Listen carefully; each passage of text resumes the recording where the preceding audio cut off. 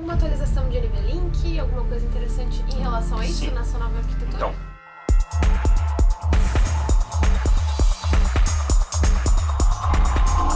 a ponte SLI das gerações anteriores, ela era uma ponte só de imagem. Era literalmente um atalho para o monitor. Então a segunda GPU pede o monitor para a primeira, então ele usa o monitor através da ponte. E o driver que controla qual GPU que vai ser exibida. Vai alternando de qual GPU que sai, a imagem sai para o monitor. Literalmente isso. Toda a comunicação de dados entre as placas, a troca de texturas, de comandos, era feita pelo PCI Express. Por isso que é importante, né? As placas têm que ser certificadas para SLI, porque elas têm que ter no mínimo 2 slots A88X. Para garantir a experiência, a NVIDIA exige que para a placa ser certificada para SLI, ela tenha no mínimo 2 slots A8X cada um. Que nas placas Z, por exemplo, né, as dos 7 normais, não os Extreme, você tem um slot A16X e quando você usa 2, dependendo da placa, obviamente, porque tem algumas que não fazem isso, cai para 8.8. As que são certificadas para SLI com certeza fazem isso. Né? Tem placas que não fazem isso, então elas não são certificadas. E daí numa X299, coisas do tipo, você tem 16 e 16. Eu ia falar. Né? Aí essas não precisa limitar, entendeu? Mas então, toda a comunicação era feita pelo PCI Express. Ok.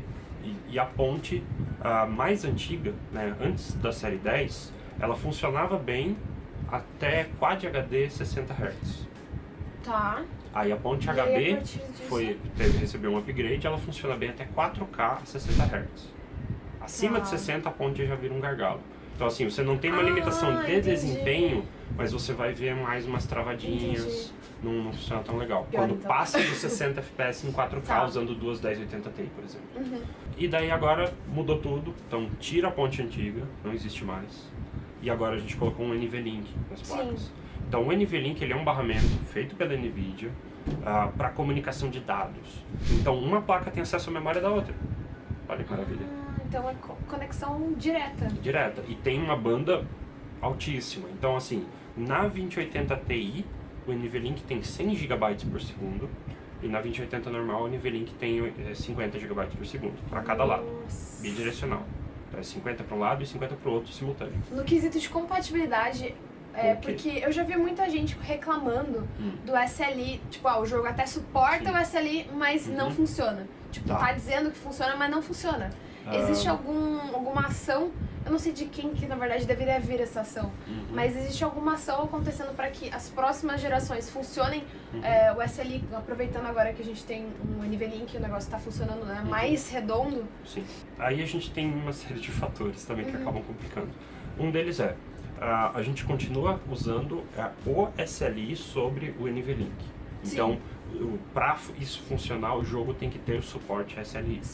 Isso é um ponto. O outro com essa maior velocidade na comunicação entre as placas, isso resolve uma série de problemas que a gente tinha antes, que agora a gente não tem. Um deles o scaling dos jogos é melhor. Então, é justamente esse caso que você falou. Jogo que suporta SLI, mas escalava mal, agora escala melhor.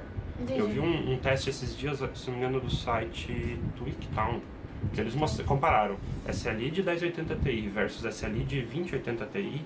Então tinha jogos que de uma 1080 Ti para duas subia, sei lá, 5 FPS, 5, 10. E de uma 2080 Ti para duas subia 30, 40%. Que legal. Então assim, já é uma diferença bem mais significativa do que não subir quase nada. É isso que o pessoal quer ver, né?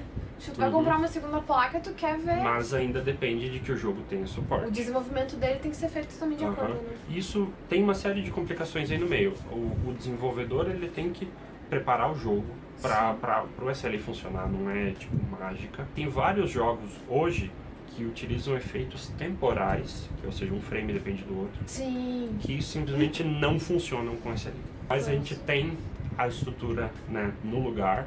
Então o SLI de RTX tem a banda, a ponte, né, é mais rápida para a comunicação entre as placas, porque toda essa comunicação que antes era feita pelo PCI Express, a 8X, que é tipo 4 GB por segundo, agora é feita pelo NVLink, que é 50 ou 100.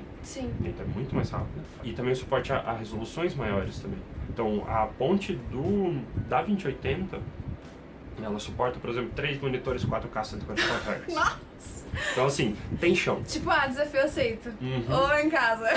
Não que ela vai ter, né, potência suficiente para rodar os jogos nessa qualidade. Não sei que seja um jogo mais leve, mas vai funcionar bonitinho. Tem outras coisas que foram resolvidas também, como o suporte a G-Sync com SLI, que funciona tranquilinho agora. O suporte a HDR também funciona tranquilinho agora. Então, assim, tem uma série de coisas que já, digamos assim, estavam pendentes, que foram todas resolvidas agora com tudo. Posso sair um pouquinho? Eu sei que GeForce é a plataforma de jogos. Sim. Mas dá pra gente entrar rapidinho na parte mais assim da galera que trabalha com edição de vídeo, com edição de imagem, pacote Adobe. Existe algum ganho também pro pessoal que trabalha com workstations? E a NVIDIA fez parcerias com praticamente todos os desenvolvedores de aplicações profissionais para implementar benefícios da nova arquitetura. Seja com Ray Tracing, seja com inteligência artificial, seja alguma uma aceleração de GPU, que muitos programas não tinham, né? Muitos dependiam só de CPU. Então, assim, a gente tem lá um post no blog da NVIDIA que mostra, tipo, 50 aplicações e como cada uma delas utiliza a GPU. Por exemplo, a gente usa a suíte Adobe. Sim. A gente percebe que normalmente a Adobe só dá suporte para as placas high-end da GeForce, 1080, 1080 Ti, a 2080, a 2080 Ti, a plataforma GeForce. Vai ter algum suporte?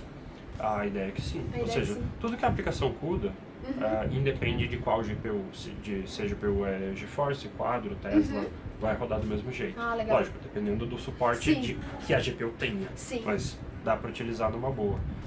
Aí tem que ver, no caso de aplicações, por exemplo, gráficas, se elas têm alguma otimização específica para quadro, aí só as quadros conseguem rodar, mas coisas de cálculo mesmo, em princípio qualquer uma. Legal. Né? E a gente pode então, talvez aí, no futuro, ver benefícios do Ray Tracing na parte de renderização de vídeos. Sim, exatamente. Então, que nem a gente falou dos efeitos especiais dos filmes, quando você faz algum efeito para colocar num vídeo e o efeito pode utilizar o Ray Tracing. Então, qual tipo de aplicação que a gente pode ter numa edição de vídeo para isso? Você me falou agora mesmo. Você falou, não precisa, né, bater alguma coisa para sincronizar o áudio. Falou, não, o Premiere faz sozinho. É a inteligência artificial que faz isso. Só que daí ele usaria simplesmente uma outra parte da placa pra fazer esse tipo de coisa. A inteligência artificial que faz essa sincronia do áudio é bem simples, ela não depende de GPU para isso. Mas tem aqueles filtros, né, de preenchimento. Agora eu visualizei um monte de coisa, obrigada. Reconhecimento de objetos, aquele sistema de estabilização, aqueles programinhas que detectam a tua cara e te transformam num bichinho. Sim, isso tudo usa GPU. Na arquitetura, que a gente deve começar a ver também em jogos muito em breve, que são coisas menores, os chamados Mesh Shaders, Texture Space Shading. Tem algumas coisas muito legais do ponto de vista de otimização de como, por exemplo, isso permite que você exiba, sei lá, zilhões de objetos simultaneamente na tela, porque você consegue descartar tudo que não aparece. E a própria GPU que faz isso. Eu li que tinha bastante coisa sobre sombras também. É que o shading eles normalmente traduzem para sombreamento. Mas o processo de shading ele é mais abstrato. É tipo um programinha. É um programinha que roda dentro da GPU para fazer alguma coisa. E a texturização disso? Também, porque eu estava até vendo uma palestra interna não, foi numa conferência, foi na SIGGRAPH. E é uma conferência para desenvolvedores de aplicações profissionais. E lá eles estavam dando uns exemplos do uso de Texture Space Shading, que a ideia é, vamos supor, quando você dá um tiro na parede no jogo e você fica a marca de bala. Sim. Como isso é feito normalmente? Você aplica a textura da parede e depois você aplica um decalzinho da marca de tiro. E você tem que fazer isso de novo a cada frame. Sim. Usando essa técnica de Texture Space Shading, você consegue programar uma textura da parede, aplicar a marca de tiro nela e deixar lá. E daí no próximo frame ela tá pronta, é só você aplicar. Então assim, tem uma série de otimizações. Ou seja, no processo antigo você teria que fazer isso de novo a cada frame. Toda vez. Cada frame você teria que fazer de novo. Entendi. E daí usando essa técnica você tem como fazer. Você faz uma vez e consegue reaproveitar. Sim. Né? Então assim, tem uma série de otimizações que podem ser feitas com isso que vão dar muito desempenho. A maioria das coisas que a gente vê nessa nova arquitetura, na verdade, são modos diferentes de fazer as mesmas coisas de uma forma mais otimizada. Mais eficiente, então, exato. tu consegue pegar, mais, como tu falou, né, mais ou menos os mesmos números aí de clock, de núcleo CUDA, só que tu aproveita isso. Aproveita isso de uma forma melhor. Essa questão dos CUDA cores, porque assim, nas gerações anteriores, você usava os CUDA cores para fazer cálculos de ponto flutuante e de inteiros. Na arquitetura Turing, a gente tem unidades independentes de ponto flutuante e de inteiros. E existe um overlap bastante grande. A gente fez algumas análises, e, tipo, em qualquer jogo, basicamente, você tem 30% das instruções são de inteiros. Tá. E agora você pode fazer isso de forma independente e simultaneamente. Então é um 30% de ganho que você tira só tendo o mesmo hardware, só que separado. Sim. Né? Então é um desses casos onde a mesma quantidade de núcleos na Turing já é mais rápida do que a mesma quantidade de núcleos numa Pascal, por exemplo. Sim. É uma arquitetura muito legal. É a nossa arquitetura mais diferente, eu ia digamos, falar, tá desde muita coisa da nova. primeira arquitetura CUDA, né, que é lá da 8800 GTX. Né, então é uma mudança radical mesmo. Né, e tem um monte de coisa legal, né? Não só Ray Tracing, não só inteligência artificial, mas todas essas miudezas que estão presentes, que agora a gente vai ver os jogos tirando proveito disso, vão ter ganhos altíssimos, né? Tanto de desempenho ou então de efeitos que antes não eram possíveis. Sim. E agora serão. E última coisa, memória GDDR6. Memória GDDR6 de 14 gigabits. Esse é o máximo de clock. Sim, até que os fabricantes consigam fazer memórias mais rápidas. Legal. Né? Porque a spec das GDDR6 vai até, se não me engano, 18. Né? Então, à medida que os fabricantes conseguirem fazer memórias de 15, 16, que depende do modelo, a gente vai adotando essas Sim. memórias para fazer placas mais rápidas. Legal. Mas o bacana é que, assim, enquanto que na série Pascal a gente tinha memórias GDDR5 tradicionais, de 8 ou 9 gigabits, Sim. GDDR5X de 10 ou 11, Isso. e agora nós temos 6 de 14. As GDDR5X, elas só eram fabricadas por um fabricante. E agora as GDDR6 tem 3 fabricantes. Então a gente vai ver também uma variedade maior e eles competem entre si para ver quem faz a memória mais rápida. Mais barata? Podemos. Mas o bacana de ter memórias mais rápidas é que a gente não precisa de um barramento tão grande. Então a 2080 normal, com 256 bits, ela é mais rápida do que uma 1080 Ti com 352 bits. Né? Porque ela tem a banda de memória é maior. Né? Você multiplica o clock da memória pela largura do barramento, dá um valor maior do que a do anterior, com um barramento mais largo e uma memória mais lenta. Né? Então é bacana, a gente tá bem dimensionado. Eu vi alguns testes de underclock. Né? Tipo, o pessoal foi baixando a velocidade da memória para ver aonde que a GPU começava a perder desempenho.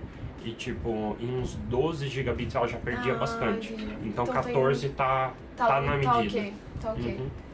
Se vocês ficaram com alguma dúvida, vocês colocam aqui embaixo nos comentários, que a gente pede auxílio pro Ziba para responder todas as questões sobre essa nova arquitetura.